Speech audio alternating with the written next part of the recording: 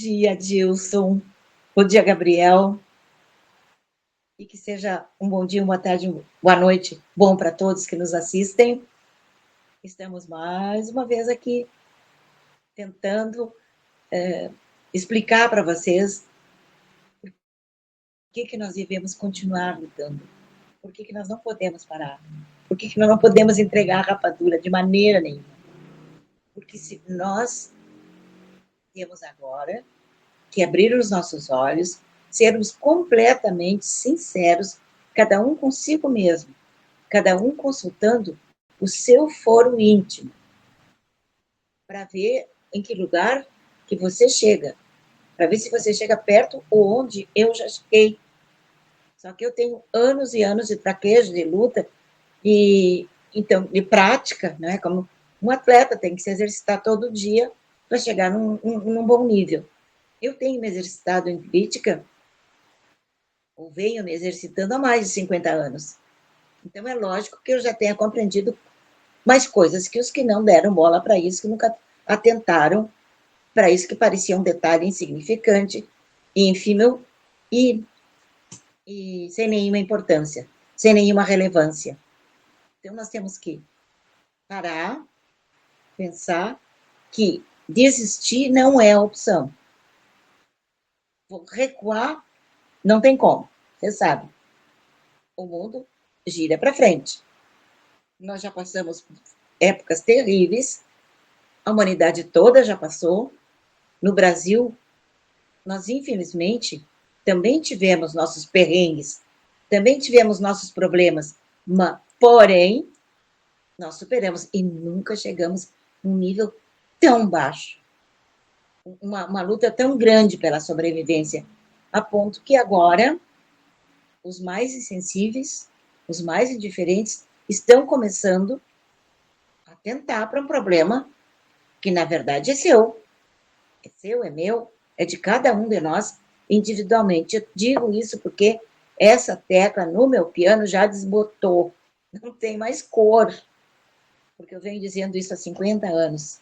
Porque já era assim há 50 anos atrás e já me impressionava muito a indiferença das pessoas para aquilo que eu achava tão sério. Sempre achei. Não é, sei lá, não é talvez uma coisa intuitiva, mas também estudei para isso. Sem saber que estava me preparando para uma vida política, eu estava na Faculdade de Ciências Jurídicas e Sociais, né, direito, então eu estava, já desde o começo, desde o início, batalhando por um status, por um melhor, não pessoal, mas geralmente, trabalhando por uma humanidade melhor, trabalhando por dias melhores, e fazendo com que a minha vida se transformasse no exemplo daquilo que eu achava certo, seguindo as pessoas que eu entendia dignas, honradas, que estavam falando a verdade e que tinham alguma preocupação com algo mais do seu umbigo e o seu próprio nariz. Entenderam? Então, agora, 2025, ano pré-eleitoral. E nós vivemos numa sociedade em que 98, já vamos dimensionar de outra forma, por cento da população sempre achou política uma porcaria, uma coisa desonesta, e na qual nós trabalhávamos, tentando provar que não era assim, que como em qualquer outra profissão, até entre os padres, entre os advogados, juízes, médicos, sempre tem uns que são desonestos, sempre tem uns que fazem a coisa errada, sempre tem uns que estão mascarando, burlando e passando o resto da humanidade para trás, ou pensando que estão fazendo isso. Na verdade, estão se sobrecarregando de karmas extremamente negativos para quem acredita. Para quem não acredita, é outra coisa qualquer.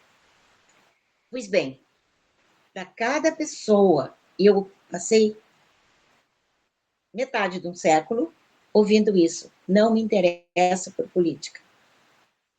Todo político é ladrão. E eu digo, eu não sou. Como é que você está me ofendendo? Está cometendo uma calúnia contra mim. É um crime isso. Roubar é crime. E você está me chamando de ladra.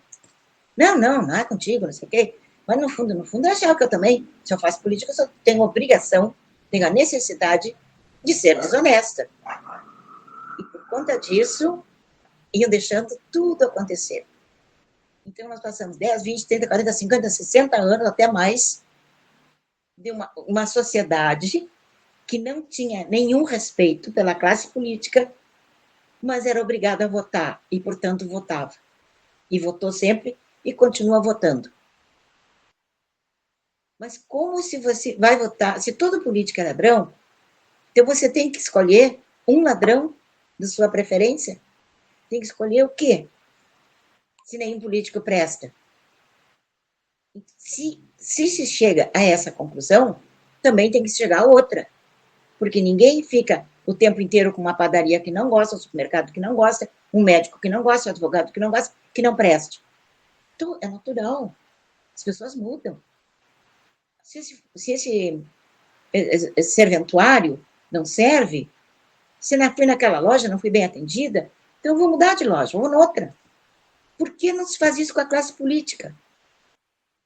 A cada 2 anos tem eleições municipais, a cada 4 anos, aliás, e a cada 4 anos tem eleições no Estado e no país. Então, de 4 em 4 anos, você pode mudar o seu político. Não tem por que ter um político ladrão de estimação. Não tem, porque não são todos os políticos ladrões. Não são todos baixaria. Não são todos mentirosos, demagogos, cachaceiros. Não são. Tem gente boa, tem gente certa. Agora, por que isso é importante? Porque eu estou puxando a brasa para o meu assado? Não, eu nem concorro mais. Mas é importante, porque por mais humilde, por menorzinho que seja um município, e ele tiver uma Câmara de Vereadores e um prefeito, ele é que vai legislar, eles é que vão, essa Câmara é que vai legislar sobre aquele município. As disposições legais sobre a cidade, o trânsito, a segurança, os postos de saúde, as escolas, tem escola municipal, estadual, e tem as universidades federais, por exemplo, nas capitais tem tudo isso. Isso tudo, mesmo que você não sinta, que você não queira admitir, é responsabilidade sua. Porque cada lei que for feita no município, no estado ou no país, essa lei tem a sua rubrica junto. Tem porque você passou uma procuração para alguém que vai representá-lo e vai ou formular projetos, ou vai aprovar projetos, ou vai negar projetos. Disso a gente não se salva.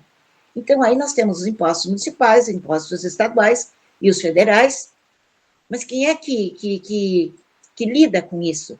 Quem é que vê se está bom, se não está bom? Quem é que muda? São os políticos. Então, se você escolhe um médico porque ele é bom, porque ele atendeu bem, porque ele é sério, ele entende de medicina, por que você não escolhe um político da mesma forma? E assim por aí afora. Até as religiões. Parei de ir lá na tal religião ou na tal igreja, porque o que o padre fala ou o que o pastor fala não atende aos meus interesses, não concordo, não tem afinidade com o meu foro íntimo. Tudo bem. E é por isso, por essa liberdade, é que nós lutamos. E se nós não tivermos bons políticos, nós teremos uma sociedade adoecida, podre, entregue aos ratos, às ratazanas, às baratas. É o que nós temos hoje. Então, não venha pensar e dizer assim, pensar, aliás, isso não é opção, como eu disse para uma amiga hoje. Desistir não é opção. Não é, porque nós vamos continuar vivendo. E se nós não vamos, todos, desaparecer por alguma razão, desaparecer do planeta, quer dizer, como é que chama agora? Vai acontecer arrebatamento? Como nós não estamos passando por um arrebatamento, significa que nós continuaremos aqui. E se nós não, aqui é a nossa casa. Aqui nós temos que varrer, como todo dia se varre uma casa. Aqui nós temos que fazer a nossa comida, porque todo dia a gente come. É a nossa casa, é o mundo. Então nós temos que gostar da natureza, curtir árvores, curtir as águas, os rios, os mares, tudo que está aí à nossa disposição. O mundo é um bandejão. A gente vai se servir do que é bom ou do que não é bom. Então, por que você não encara com a mesma seriedade a escolha de um político? De um vereador, de um prefeito, de um deputado estadual, de um deputado federal, de um senador e de um presidente da República e de um governador do Estado? Por quê? Por que você vai votar no cara porque é bonitinho? Vai votar na candidata porque é linda? O que é isso, minha gente? Vocês jogam as nossas possibilidades no lixo. Cada pessoa que vota mal, deixa de votar, ou vai passear no dia da eleição e depois justifica ou paga multa porque é baratinho, você está prestando um desserviço, não só à nação, à orbe, como a você mesmo. Você está se prejudicando, prejudicando a sua família, o progresso, está travando tudo. Só porque prefere assistir um capítulo de uma novela do que participar de uma reunião política. Prefere ver uma partida de futebol do que participar de uma reunião política. Porque acha que isso não é problema seu. Isso é problema seu. Aí é que está o problema. É de você achar que isso não me pertence. Pertence sim. Então, hoje, a gente sente raiva do cachaceiro, a gente sente raiva da mulher dele, pelas coisas que ela faz, pelas coisas que o de nosso dinheiro que ela gasta. A gente acha que é culpado A, B, C, individualmente. Agora está muito, muito oportuno achar que quem é a razão dos nossos problemas é o presidente dos Estados Unidos. Não para pensar que se o presidente de um outro país, por acaso, o país mais poderoso da Terra, se esse presidente está se preocupando com o nosso país e está até nos prejudicando, não é ele que está nos prejudicando, é você que permitiu que o Brasil chegasse nesse ponto. Será que é tão difícil de entender isso? Não é, povo. Não é. Nós ainda temos tempo. Como eu disse, desistir, cansar, se tapar de nojo, não são opções. A opção é, esse é o meu país. Nós, gaúchos principalmente, temos uma herança farroupilha. Nós temos a bravura dos nossos antepassados. Nós temos a bravura, o denodo, o desprendimento dos estrangeiros que vieram para cá, os italianos, alemães, japoneses e tantas outras raças que vieram para o Brasil, trouxeram seus costumes, a sua cultura e estão contribuindo há dezenas de anos, alguns há mais de um século, contribuindo para a grandeza do Brasil. Então, esse povo é o nós, somos nós. Esse povo é maravilhoso, é gentil, é educado, é hospitaleiro, é trabalhador. Tem os que não são, mas, felizmente, são a minoria. Mas agora, essa minoria está se tornando, prestem atenção, está se tornando maioria. Por quê? Porque agora chegaram à conclusão que é muito mais fácil, muito mais deleitoso, gostoso, não fazer nada e ganhar, mais do que quem trabalha. Então, mais da metade do Brasil hoje, e isso é um dado oficial, mais da metade vive de bolsa isso, bolsa aquilo, é bolsa presidiário, é bolsa gasolina, não, mas gasolina não tem, eletricidade, é bolsa para tudo, existe. Tem famílias que acumulam 4, 5, como é que se diz, benefícios sociais e até mais. E tem famílias que nem precisam e também recebem irregularmente. E isso também há décadas, desde que surgiram. Por que vocês acham que essas pessoas vão querer trabalhar, vão querer se esforçar, porque botaram na cabeça deles que eles são uns coitadinhos, que eles precisam da proteção do Estado, que eles precisam receber auxílio, então eles não querem trabalhar também. E são vítimas. Hoje vale mais a pena estar preso e receber um auxílio reclusão do que estar morejando no frio, na chuva, na intempérie, enfim, no calor excessivo, para ganhar um salário mínimo que é inferior ao salário que é chamado reclusão, recebe, o preso recebe mais que o operário, todos os meses. Em tese, e está lá, de braço cruzado. Ah, mas o coitado é jogado lá, não sei o quê, porque cometeu algum crime. De alguma forma, nas sociedades, né, desde as mais antigas até os dias de hoje, quem comete crime paga por isso. Só para citar um exemplo dos amiguinhos da esquerda brasileira. Se você comete um furto num país muçulmano, cortam a sua mão direita. Cortam. E se houver reincidência? Cortam o pé esquerdo, para haver um certo equilíbrio. E se continuar cometendo delitos, é muito difícil, vamos combinar. Então, o que vai acontecer? Aí, o braço esquerdo cortam e a perna esquerda. Mas pode ser que nunca cheguem a isso. Cortando a mão, já a pessoa já se sente na obrigação de não querer perder o pé e nem a outra mão. Mas isso nos dias atuais, agora, nos mesmos países que pegam as prostitutas, as pessoas que eles desconfiam ou que cometem adultério, porque nesses países mulher não vale nada. Então, adultério para homem não existe. Não existe adultério masculino nos países islâmicos. Existe adultério feminino. E as mulheres são apedrejadas até a morte. Como era lá no tempo de Cristo, lembra? Lembrem da Bíblia? Quem nunca pecou que atire a primeira pedra. De onde é que surgiu isso? De uma situação que a população estava apedrejando uma mulher que tinha cometido algum crime, algum delito, e adultério. Então, vocês vejam que pegam os gays, por exemplo, que eles acham que é um defeito, que é um defeito, não sei se é de caráter, sei lá, que eles entendem, e matam. E matam. Jogam em cima dos prédios, torturam, fazem tudo que é judiaria, fazem eles cavar a própria sepultura. Enfim, não vou entrar em detalhes horríveis, porque você sabe. Vocês acompanham a imprensa. Todo mundo está sendo cuidado no celular. E a internet revela todo esse tipo de coisa.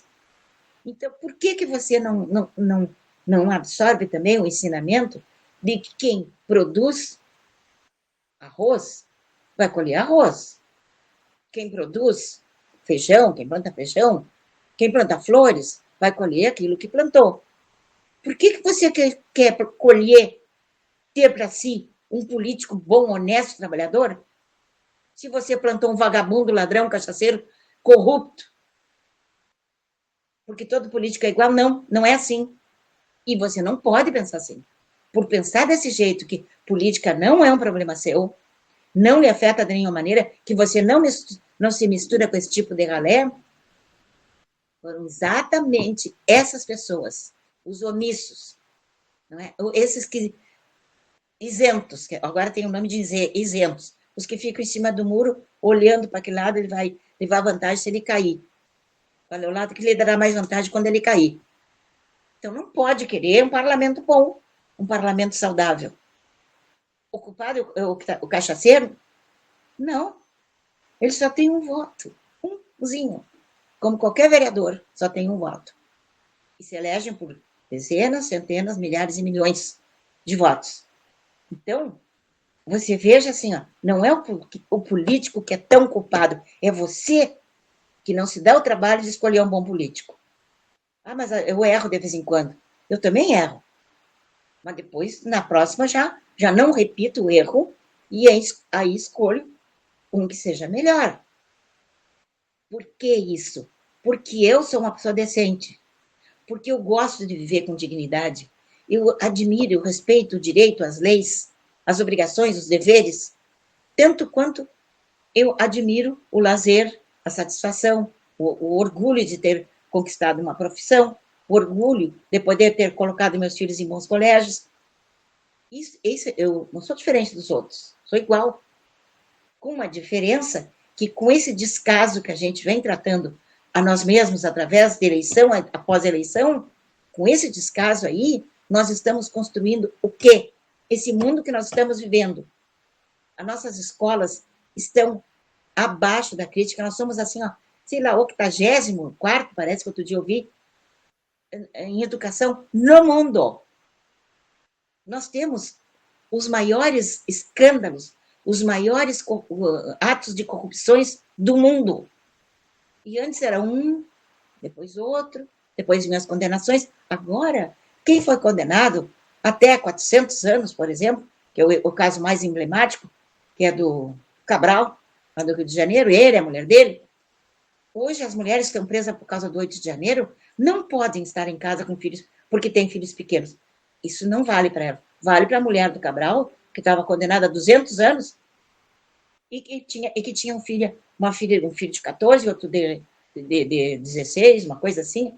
Nem criancinhas não eram. Mas não quer dizer que não precisassem da mãe. Mas os filhos das mães que estão presas por causa do 8 de janeiro também precisam das mães, desesperadamente. Tem alguns deles que precisam de hospitalização, precisam de tratamento médico, precisam de remédios, precisam de cuidados, e não estão tendo. E isso são coisas que existem nos presídios, por exemplo. Um preso, eu falo muito em presídio porque eu trabalhei com homicídio a vida inteira, transitando por dentro de presídios. Isso me tocava tanto que eu fiz trabalho voluntário por mais de 10 anos no Presídio Central de Porto Alegre e em alguns presídios do interior, porque para dar uma chance para aquelas pessoas, para aquilo que eu acreditava, a recuperação. Acreditava e acredito. Só que hoje, eu já parei de fazer esse trabalho porque os presídios pararam de ser lugares onde os presos iam, ficavam cumprindo pena, e havia uma direção, havia uma ou civil ou militar, mas havia um comando. E isso foi caindo com os anos. E hoje os presídios estão a Bangu, não é o presídio de Bangu, a Bangu é a gíria. Estão soltos, leves, livres e soltos. Se faz crime tanto lá de dentro, quanto os que estão aqui fora, cometendo crimes. Os de lá não matam lá dentro. Mas quem está fora, eles não matam, eles mandam matar. Essa é a realidade. Mas nós chegamos nessa bagunça toda, nessa inversão de valores, porque tivemos esses anos todos maus políticos. Maus políticos são feitos pelos maus eleitores. Então, não é a hora da gente ficar culpando A, B, C, D. É fazermos um exercício, de uma análise aprofundada, coerente, sincera, honesta, até onde vai a nossa responsabilidade pelo que acontece de errado ao nosso redor. Uma coisa que vocês têm que entender, muito clara, é que não haveria Xandão, não haveria um Supremo politizado, como está agora, prejudicando a todo mundo, e prejudicando até, porque o senso de poder é tão grande, é tão gigantesco nessas pessoas empoderadas hoje, que eles acham que não só aqui no Brasil eles têm poderes e direitos. Ele alonga manos do direito que eles deveriam usar, ultrapassa as nossas fronteiras. E é por isso, povo, que nós agora estamos sendo punidos pelo presidente dos Estados Unidos. Porque o governo brasileiro, através do seu judiciário, através do seu executivo e através do seu parlamento, permitiu que ousassem invadir outros países, interferir nos outros países, como, por exemplo, no caso do Daniel, do Martins, esse rapaz que está preso, que foi torturado e que pegaram o nomezinho dele, falsificaram, autoridades brasileiras e autoridades americanas, norte-americanas, falsificaram a documentação provando que ele deu entrada nos Estados Unidos quando isso não aconteceu e está provado que foi fraude. Isso é crime. E é por isso que agora o Supremo pode ser punido. Nós estamos sendo punidos também porque o governo e a militância do governo se colocam, por exemplo, a favor dos grandes, da grande bandidagem organizada que tem no mundo, e que são os grupos terroristas. Para não dizer, nós temos aqui também, com o nome de, não é mais quadrilha agora, né? Eu tenho outros nomes. Mas, por exemplo, então, o Hamas, é o Hezbollah, é não sei o quê, os Houthis, eles estão fazendo horrores. Estão matando pessoas, matando crianças, jogando as culpas em cima de tudo. Isso tudo é um procedimento, como é que se diz, cultural da esquerda. É o que eles também praticam. Ah, não, Jussara, lá não é assim. É bem assim. Fazem as coisas e botam a culpa nos outros. Então, e os brasileiros, que não têm o que fazer, esses que estão vivendo as suas custas, de Bolsa Família, Bolsa isso, Bolsa aquilo, ficam a favor dessa bandidagem internacional. Então, por isso nós também estamos pagando. Estamos. E se lá atrás, está terminando o meu tempo, eu tenho que concluir. Se lá atrás nós tivéssemos tido um Congresso funcionando como deve funcionar, um presidente do Congresso que tenha vergonha na cara, posição, verticalidade, um presidente do Senado, idem. Mas não. O que nós temos lá? Presidentes do Senado, isso aí ó, já vem há anos. E não, os mais recentes, né? O próprio Alcolumbre. Se teve uma coisa que nunca passou pela minha cabeça, é que um péssimo, um corrupto, uma criatura execrável que presidiu o Senado, há anos atrás, nunca mais voltaria a fazer, a presidir aquela Câmara, aquele Senado. Voltou. Alcolumbre é de novo. Gente, são 58, né? Agora, no momento dele me falha o número de senadores, tinham que repetir o pior que o Senado já teve. Isso é falta de imaginação ou falta de vergonha? Falta de postura, falta de cobrança dos eleitores. Porque eles se candidatam de novo e se reelegem. Então, você compactuou, é você que está deixando o Brasil ir para o buraco. Na medida em que você elege deputados e senadores que formam um Congresso espúrio, corrupto, um Congresso que vive as nossas custas, sangra as nossas finanças para viver assim como se tivessem a bênção, como se esse privilégio fosse dado a eles. E não é, mas acontece porque nós permitimos. Acabou de acontecer uma excrescência terrível. E eu não vi ninguém reclamar, além de mim, mais meia dúzia de pessoas. Os próprios deputados, eu nunca vi nenhum, mas nenhum reclamar disso. Pode ser que vocês tenham ouvido e visto. Eu não vi, nem ouvi. Aumentaram o número de deputados. Nós já temos um Congresso inócuo, inútil. Temos uma meia dúzia de senadores que prestam. Temos umas 2 ou 3 dúzias de deputados federais que prestam. O resto não presta para nada, a não ser nos roubar. Receber regiamente por um trabalho que eles fazem todo dia contra nós. Para eles nunca vai haver sofrimento, porque eles têm dinheiro. Eles vendem a alma para o diabo para terem dinheiro. Então, eles não vão passar fome, eles não vão ter problema de moradia, nem não vão deixar de passear. Eles vão ter dinheiro porque têm milhões, milhões e milhões. Isso não é exagero. Acabou de ser extinto nos Estados Unidos um órgão que derramava, não vou dizer caminhões, porque não vem caminhão de lá, né? Aviões de dinheiro no Brasil. E em vários países do mundo. Para fazer isso que estão fazendo no Brasil. Acabar com a cultura, acabar com a educação, acabar com a saúde, acabar com a segurança, acabar com a possibilidade do país crescer, prejudicando o agronegócio, prejudicando de todas as formas as empresas que tentam evoluir, que são todo mundo que gera emprego no Brasil, todo mundo é marginalizado aos olhos deles, porque eles roubam. Mas isso aí, o que tem? Não dá nem cadeia, não dá nem puxão de orelha. Pode roubar, então. Podem continuar. Mas mesmo assim, ninguém fez nada. E deixaram aumentar o número de deputados, que vai ser serão mais 18 para chegar lá e, de novo, não fazer nada de bom. Nada que vá resolver os nossos problemas, que eu digo é problemas do país. Então, nós estaremos sempre ladeira abaixo. Para que nós precisamos mais de 18 deputados?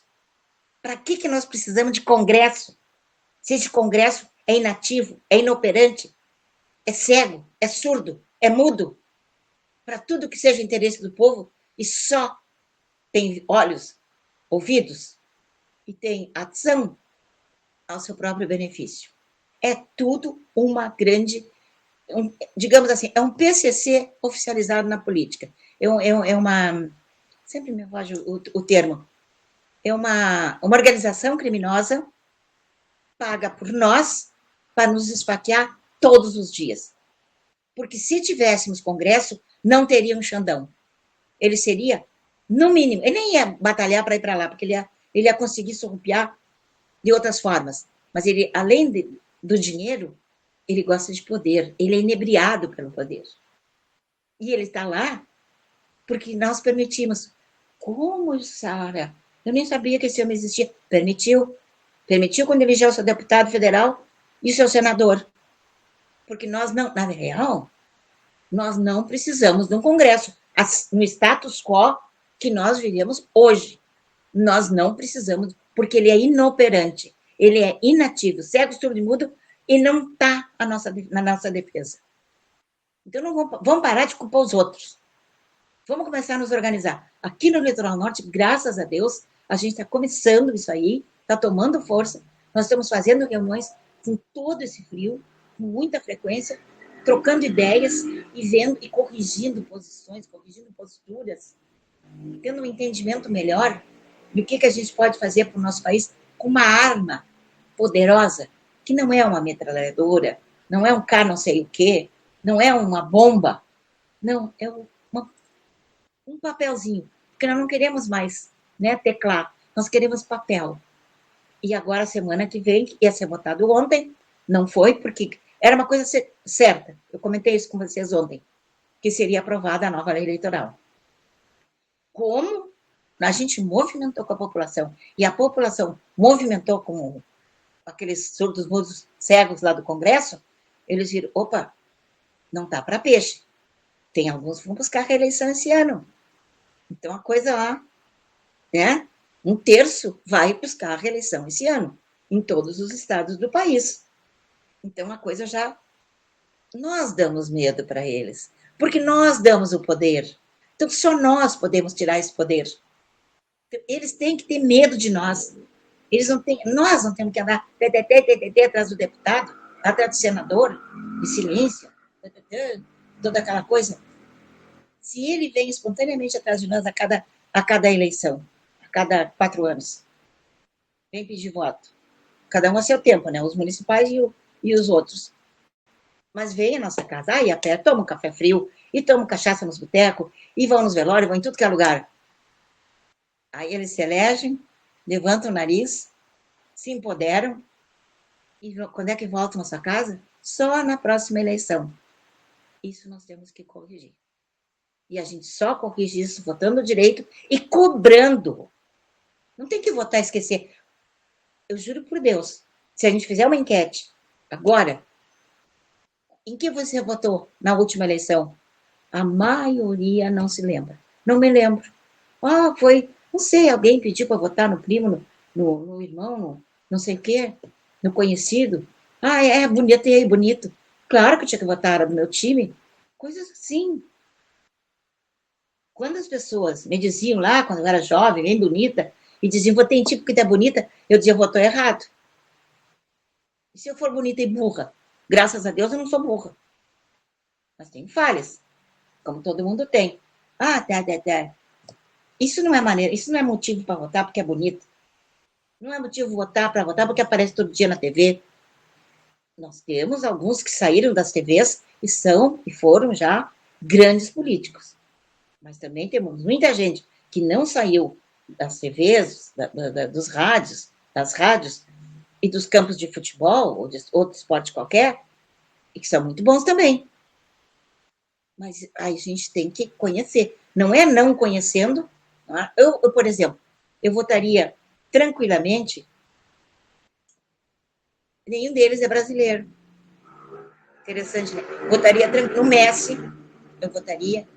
Naquele outro rapaz lá de Portugal, que é um espetáculo, um benemérito, ajuda todo mundo. Tem muitos esportistas Aqui no Rio Grande do Sul, o Ronaldinho fez um trabalho bonito por um determinado tempo na vida dele. O Ronaldinho é uma pessoa de grande coração.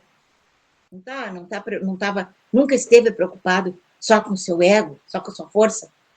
Então, além de ser um grande futebolista, não é do meu time, mas é realmente uma figura espetacular, em todos os sentidos.